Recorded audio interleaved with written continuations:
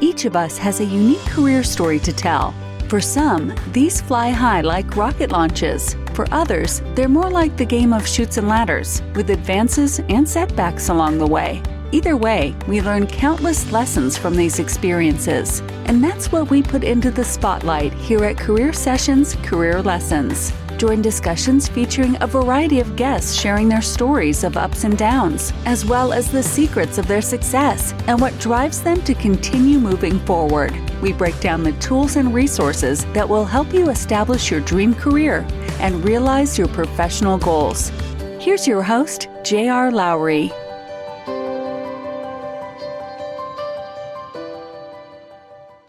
Hi, I'm J.R. Lowry, and this is Career Sessions Career Lessons, which is brought to you by Pathwise.io. Pathwise is dedicated to helping you be the best professional you can be, providing a mix of career and leadership coaching, courses, content, and community. Basic membership is free, so visit Pathwise and join today. A few weeks ago, I sat down with Michelle Fraser. Michelle is an oil and gas commercial and engineering expert with over 25 years of global experience in the UK and overseas locations.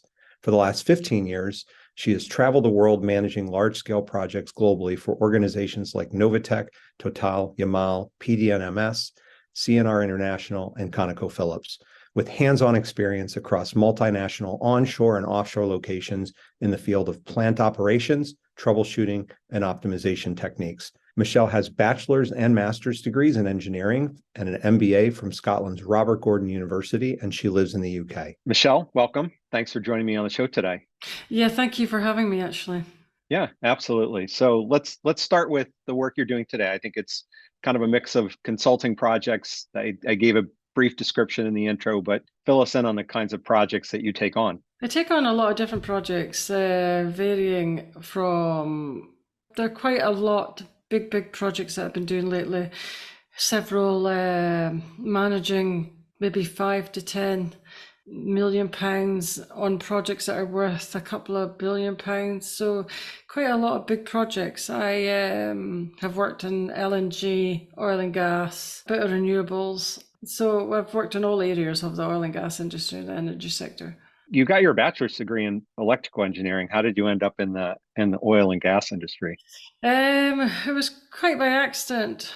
I wasn't going to even start being a technician. I started off as a technician about 30 odd years ago, but I wasn't going to be doing that. I was going to be doing something totally different because of how it was many years ago and women going into the male dominant industries. It wasn't really a thing that you could do back then. So we were very steered towards being more typically feminine, female type of roles. So then I got into engineering totally by accident, because I decided after school that I didn't really want to follow the normal female type of roles. And my mum saw an advert in the paper for junior technicians, and I got an interview, and I never really looked back from then.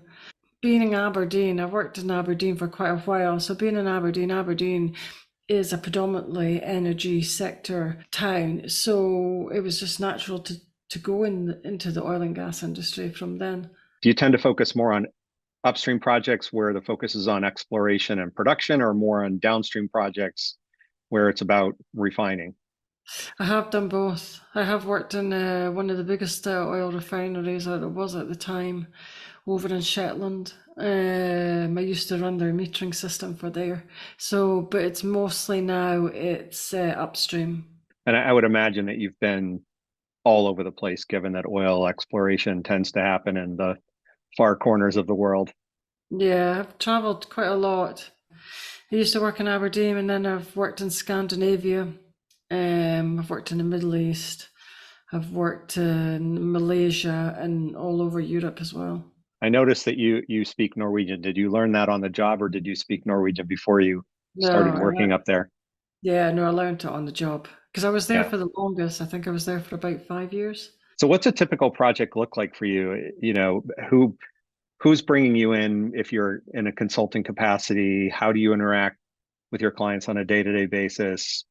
How long does a project go on? What does success look like? Usually agencies bring me in, but because I'm quite well known in the energy sector, Well, I usually get headhunted, normally by the same company for the last maybe 8 years. Yeah. It's come to 8 years now. So I've worked with them on various different projects. So I normally sometimes get headhunted. Success for me, I think the last project that I had, because I didn't even get an interview. Normally you get a brief interview, but I didn't get an interview for that one. So it was quite surprising. It's the first time it's ever happened. Success is basically what I do is I sit in the client's office and manage the contractors. I've managed various different contractors, all the big ones, like Technique, Saipem, Worley Parsons, which are Worley now, a couple other ones, Able. So I sit in the contractor's office and review. It can be anything. I've done everything from pre-feed all the way right through to commissioning and hookup to handover. So I can be doing various different types of roles in different projects. So I've done a complete whole, I could run the project from start to finish. So what is success to me? Being able to have fixed all the really difficult problems that a lot of people can't. So I think that's what I look to have completed what I've been taken on to do and the time scale that I've been taken on to do it, which could be quite a lot of different things.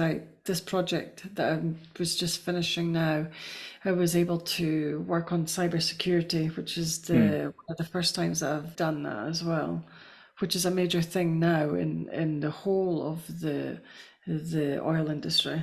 Normally, cybersecurity would be something that maybe the Middle East would do before, but now it's been called on even across Europe as well. Yeah, well, the threat's certainly there. It's there in any industry, right? And you've got systems that are managing something that's as potentially deadly as oil production. You certainly want to make sure that a bad actor can't get in and adjust things in a way that ends up harming safety, right? Or harming production in some other way. Yep, that's true. That is exactly true. Yeah. What's it like being on an oil platform day to day? I like being offshore. Offshore is good. Sometimes the flights are not that good, but I like being offshore. Not all the time, but I only go off once in a while. But I like it. It's for me, it's the only way that you can really have appreciation about what you're working with is to see it in operation and to see what you're building and to see how it works. And you're not going to be able to do that. You can write about it and design it and read about it a lot in the office, but until you go offshore or on site, you're not really going to be able to have an appreciation about what you're doing. When you go out, how long are you typically out there at a stretch? 1 week. But I've been on site. I used to do, I think it was 8 weeks away, 10 weeks away, and 2 weeks back. I was in China when I was on site at the big LNG plant. I really liked that. Well, I would imagine when you're, whether you're at a plant that's, far from home or in an offshore platform, there's just an intensity of the experience, right? And focus that you get to be working on your craft. That if you go to an office every day and you drive in and you drive home and, you let it go every day, you create distance between work and home. It's not quite the same as working on an oil platform or at a plant for a period of time. No, it's not. Being in the office is quite all right, and it's quite all right if that's all you want to do. But I would advise any young person coming into the industry to try and go offshore or on site, even if it's only for a couple of weeks and you only do it once, because it's exciting, and then you actually get to see what you're working on, what you're trying to, all the problems that could arise. Because even what you're designing, because I've been on site when it was construction. What you design, even your initial concept during pre-feed and feed to going into installation, the design can what you have down in paper right at the very beginning, even about maybe 2-3 years ago, might not even work when you're on site. So you have to do problem solving, and there is that stigma that maybe some site engineers are maybe not so good. I'm going to try and put my neck out and say that, but it's not even the case. I think the site engineers are extremely clever people because they have to troubleshoot, because you can't, because every time you stop production or construction to fix a problem, it costs a lot of money. Yeah. So you have to keep things going. So you have to really think on your feet and get the problems resolved before it goes offshore, because on site you can get a lot of people on the platform or the plant, whereas when it goes to final destination or offshore, you're limited to bed space and everything like that. So it takes longer and it's much harder to fix a problem. You've mentioned pre-feed and feed a few times. So for me and anybody else who's listening who's not familiar with some of the industry jargon, what stage of the process are you referring to there? Pre-feed, you've got initial concept, which normally runs about 4-6 months, and then you've got pre-feed, which will run about 6 months, 7 months at the most, maybe a year, depends how well it goes.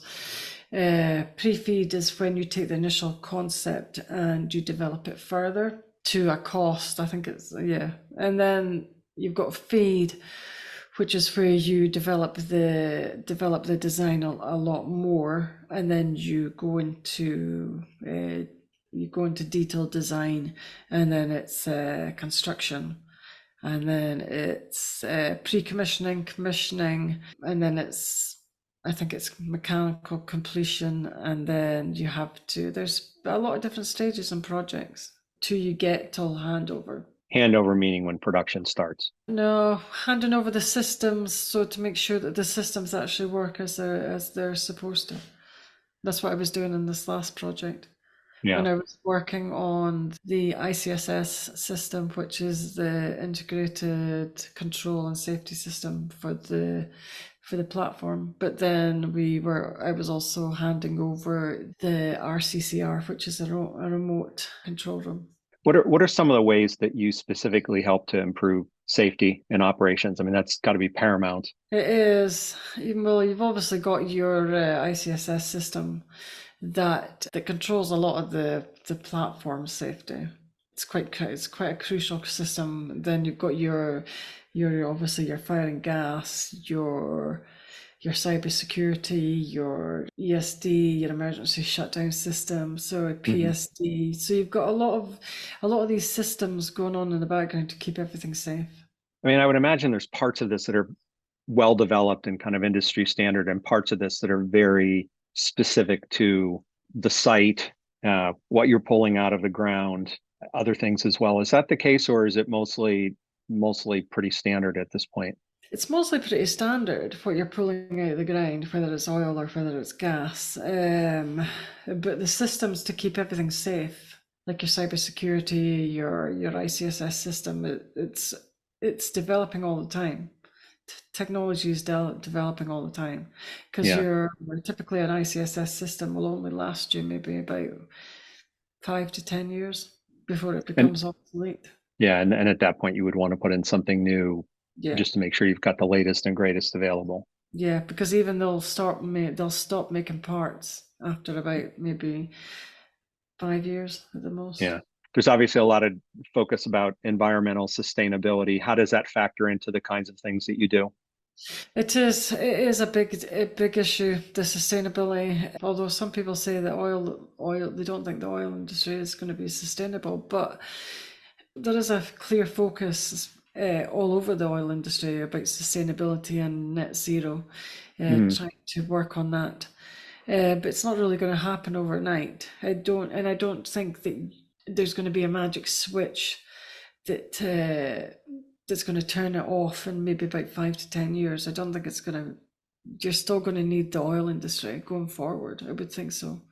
Well, I mean, you hear all these different viewpoints on that topic, right? Like, people pushing that we should go all electric or all to renewables, and just the cost that requires, to make that switch over. It's not gonna happen overnight. I don't even know if you have the infrastructure and technology in place to have it happen overnight. Take quite a long time for it to be all electric or all And I don't even know if it would happen actually.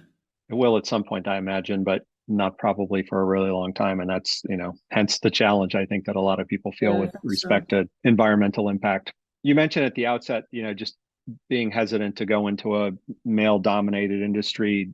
How has it progressed in the time of your career? Do you still feel like you have to work extra hard to prove yourself because you're a woman, or has it gotten more even footing over the years? And I think it's worse than it's ever been actually. Because I Really? thought, Okay. yeah, I think, especially with the younger generation coming in, I would think that it'll get better slightly, but I don't think it'll ever change. I think it'll just be how it is. I think as a female engineer, I would always feel like I have to strive to prove myself all the Yeah. time on every project that I go to. It's got to be a grind. It is. It's hard work. You have to, Hmm. because you have to think about it. If you're a contractor or consultant, the client wants results quickly. Yeah, and I would imagine, there is a bit of arm's length in that relationship when you're a contractor or a consultant. It's not like you're an employee and when you're working in that capacity, and there's always a little bit more of you come in, you have to prove yourself in general, right? Because Yeah. you may be new to the organization, even if you've got a reputation as you mentioned that you do. Yeah, I always feel like I always have to try and prove myself the time, try and keep up the hard work and stuff like that. You've worked your 20-ish years or whatever into your career at this point. How much of that have you spent working in a contractor consultant capacity, and how much of it have you worked as an employee? I've not worked as an employee since I think 2006, maybe before. What is it about working as a independent consultant that appeals to you? I think it doesn't really matter now. I think it's okay as long as you can get the consistency of work all the Yeah. time. Because you hear about some contractors are maybe sitting at home maybe for about six or so months, and that can be tough. But if you can get a consistency in work, which can be quite hard to do, then it's okay. But I like being a contractor. It's a lot more money. I think that's what a lot of the people find attractive about it. It can be quite a lot more money. It just gives you the freedom as well. You can do more traveling. You can go and work for different companies as well, even though I've worked for the same one pretty consistently for the last 8 years. But you could go off. I think it does give you more freedom. I mean, you get to come in and do a specific piece of work. I think if you were maybe staff, you would have your normal general role every single day. Whereas if you're a contractor, you get to do a lot of different types of work that maybe a staff person can't do or they maybe don't want to do. So you get more difficult problems to solve as well. And it sounds like you don't have to work overly hard at this point to generate work, that you've got enough of a reputation and enough of demand. You've been working for Total, right, for the last 8 years. And so Yeah, there's some steadiness in it, even if you're working in a contract capacity. it is. I've been quite lucky actually. It's no, you have to take the downside with the upside though. So it's not always been pretty consistent. Sometimes there's been some low points and but you just have to, it is what it is when you're a contractor. Well, there's low points in when you're an employee too, right? Yeah, I would think so as well. I don't think Yeah. anybody has it good actually. What do you do during downtimes, if you've had downtimes? Well, I have my podcast now, so I started my own podcast, Energy Sector Heroes. So I do that in my downtime and also my spare time as well. It's not too hard work to keep it going, but I enjoy doing it as well. You get to meet a lot of amazingly interesting people. How long have you been doing your podcast? Nearly a year in January. How often do you do new episodes? I do it every week, once a Yeah. week, every week. Yeah, I really love doing it actually. Yeah, I would imagine you learn a lot about other parts of the industry that maybe you haven't had as much exposure to by talking to people who are working in different areas of the industry. Yeah, and it's interesting to hear about people's different stories as well. Because Yeah. my podcast is not just about, it's about storytelling, about hearing about other people's careers, but it can also be go into a technical discussion as well. So Yeah. it can be quite exciting. We won't do a technical discussion here. It would last about a half second and you would run over me based on my relatively limited knowledge of the oil industry. Talk a little bit about your day to day. My day usually starts early. I have to be in the office maybe about 7:30, and then we have like a morning meeting Hmm. with offshore to make sure that everything's okay. If there's any problems overnight or from the previous day, then we have to go and resolve them. And then I would normally have a couple of meetings. I would normally have to work on maybe work orders. Last job that I had, I was having to do some work orders from technical issues that made with the equipment that wasn't working. I would also have to get the maintenance routines prepared, but then you also get to do more interesting things as well. Like I had Hmm. to look after some of the cybersecurity systems as well, implement a strategy about how we're going to upgrade it and maintain it. Do you have a time in the day that you feel like you're especially productive? Probably in the morning.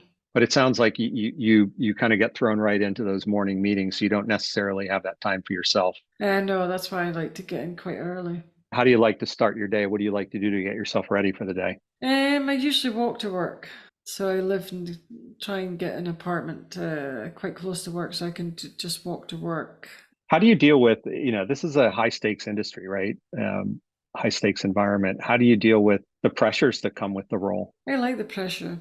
I do like the pressure. I quite thrive on pressure because it's quite a fast-paced industry, and the roles that I have is quite fast-paced. So obviously, your bosses want results quite quickly, so you are under pressure quite nearly all the time. Well, as you say, I mean, these are expensive projects to set up. They're expensive operations to run once they get running. Yeah, So every minute counts, literally. it does. How do you balance, the sort of pressure to keep things operating or to keep yourself on schedule in terms of getting production up and running versus the risk of safety issues?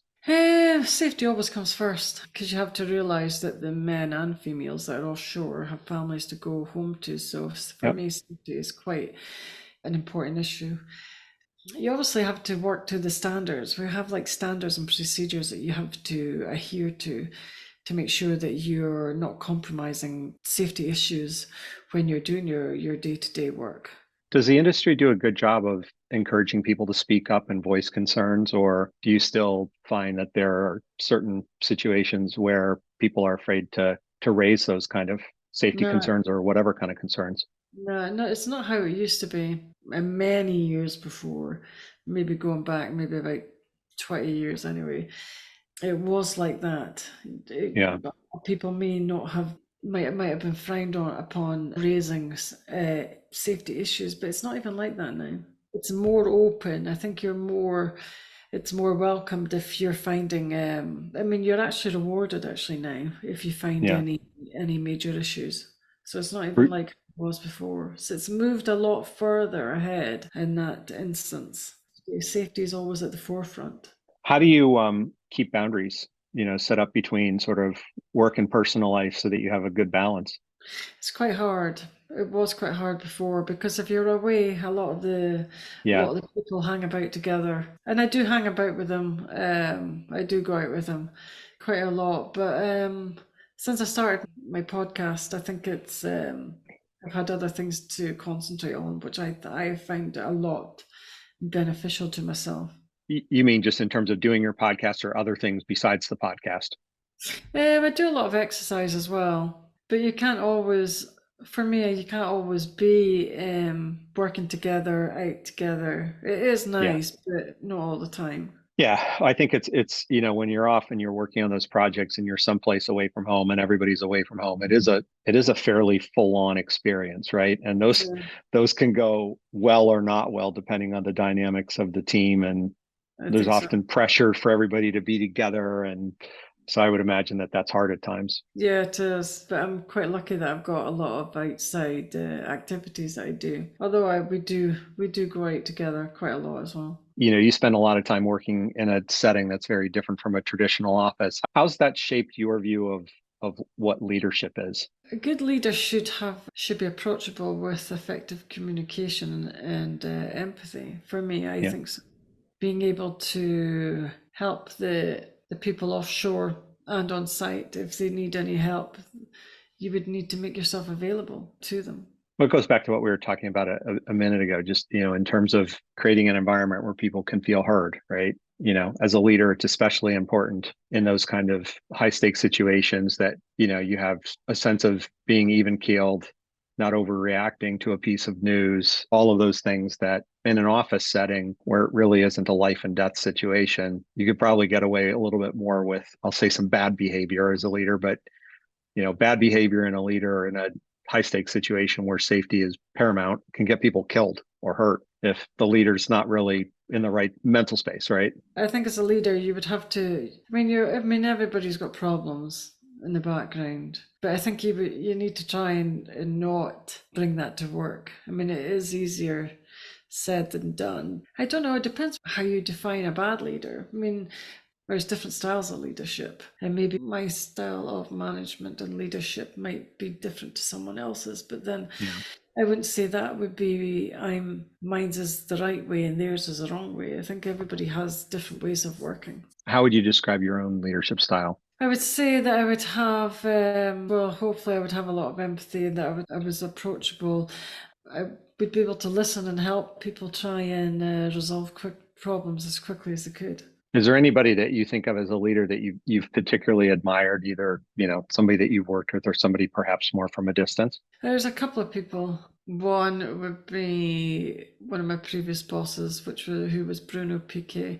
He was a good leader. I worked for him 3 times. I liked him as a leader. He was quite strict, but quite fair. But he was running a major project, running several billion pounds. So he was a good leader. I really liked him. And my other favourite leader was Ray Hillard. He taught me a lot, and he gave me a lot of responsibility in the project that I had. So he gave me a lot of confidence when maybe I didn't really have that much back then, which I will always be eternally grateful, actually. He's a really good guy, a nice guy. Yeah. What did he do to help you build your confidence? He gave me a lot of responsibility. He was my engineering manager at the time, and he let me do a lot of his work. I did it quite confidently and quite competently, and he did say to me at the end of that contract, he says to me that you can do it, and I would make an amazing leader. It's always really stuck with me as well. I think when you have a leader that pushes you a bit outside of your comfort zone, it may be a little bit intimidating at the time, but that's how you grow. Sounds like that's what he gave you, was that opportunity. Yeah, he did. Yeah. When you look back, you're midway into your career, we'll say, when you look back on the career decisions that you've made, how much of it would you say you've been really intentional about, and how much would you say that you've been opportunistic about? I don't know. I've thought about this before. I've never had a 5-year plan, but I don't think I've not intentionally chosen projects that I wanted to do. I think I have chosen the ones that I wanted to do, and I've chosen, I don't know, because sometimes when I get contacted, I don't even get a job description. They just tell me to come, and then I just find out what I'm doing when I start, which could be challenging as well. Most of the time I don't really know what I'll be doing until I get there. Yeah, I've had that quite a lot of times. So I think it's mostly being opportunist, sometimes out of the blue.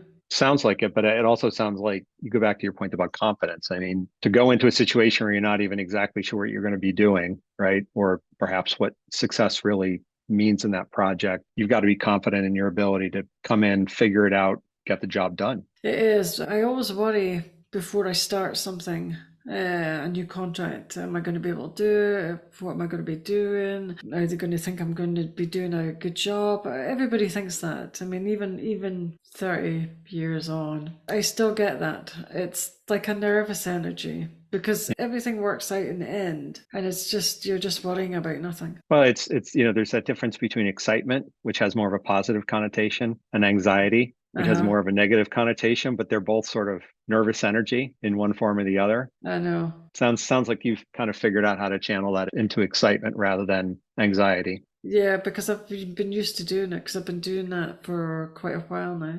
Yeah. What are the strengths that you've drawn on, over the years that have helped you to be successful? I think consistency and persistence, Yeah. Because you have to be persistent. Sometimes sometimes the problems that I have to resolve, it's not really, you could be working on it for months because it could be one thing and then you go down one avenue and then it might not even be that and then it might be something different. So you're always trying to figure out how to troubleshoot a problem that could be quite difficult. That might take quite a long time to resolve. So you have to have the persistence to keep going when you meet a brick wall, and maybe have to go and talk to someone else to try and get some more information about how we're going to resolve this problem, because it's just not going to go away. You might hope it might go away, but it's not going to go away. It's still going to be there and you're still going to have to fix it. When you're in the midst of doing an implementation project, right, of a new facility, a new offshore platform, if you don't solve the problem, then the work doesn't go ahead, right? It's a bunch of money wasted. So you have to solve them, right? It's not like it's just a game that you can walk away from, or a puzzle that you can walk away from. And you have to enjoy that sort of give and take that happens in being a problem solver, right? Because sometimes the solutions don't reveal themselves as quickly or easily as you would like. No, that's right. And sometimes I've worked on one problem that's maybe taken me quite a few months to resolve. And I could have inherited that problem from someone else who probably already started it, got kind of sidetracked, couldn't figure out how to go forward with it. So they've handed it over to me on me starting on the contract. So then, I've had a lot of that problems that I've inherited that then I've had to try and troubleshoot. That it's then taken me quite a few months after somebody else has been working on it for quite a few months as well, which is just a way. But you have to be pretty persistent to keep it going. So if persistency and consistency are strengths, what are some of the things that you've had to work on developing over the years? Effective communication. I was quite shy actually, but since starting my podcast, I think that's changed me quite a lot. I think probably the hardest thing that you have to really work on, and it's new, you're almost in a losing battle every day, because every project that you work on, even though if it's with the same company, it's always different people. So you always have to find out everybody in the project who could be useful to you.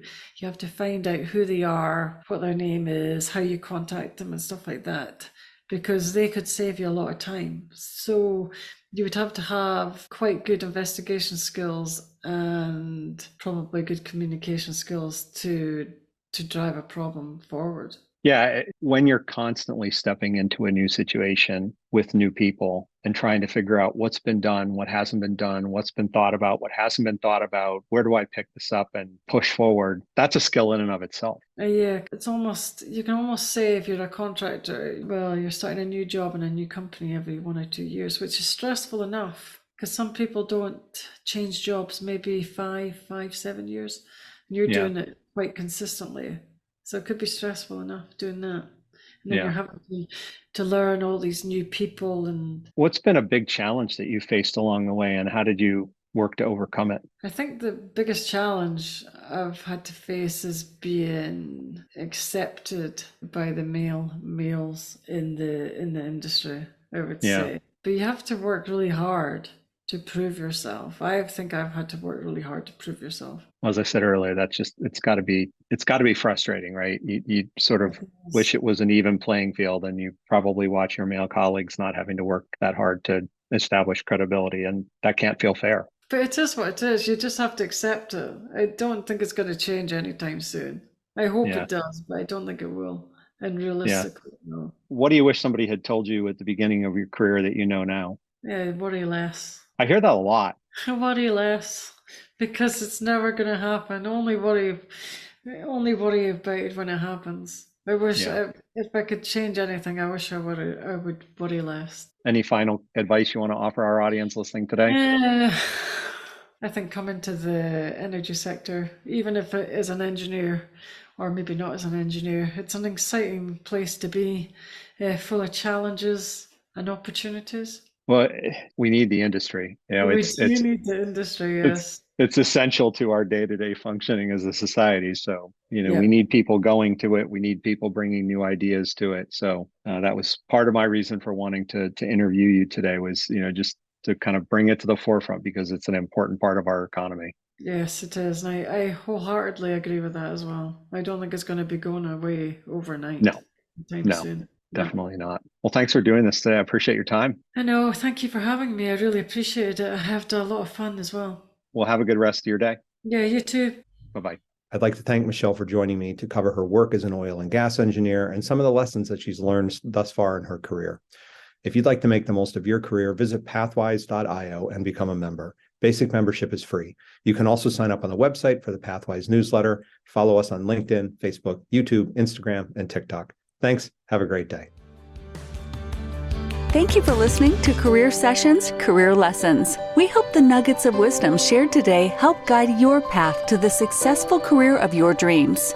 This podcast series is part of Pathwise.io, which is here to help you live the career you want. We provide a comprehensive mix of career and professional development events, insights, tools, and exercises backed by a group of leading coaches and other career management experts. If you aspire to something more or just something different in your career, join us at Pathwise.io. You can find us on LinkedIn, Facebook, and Twitter. See you again on the next episode.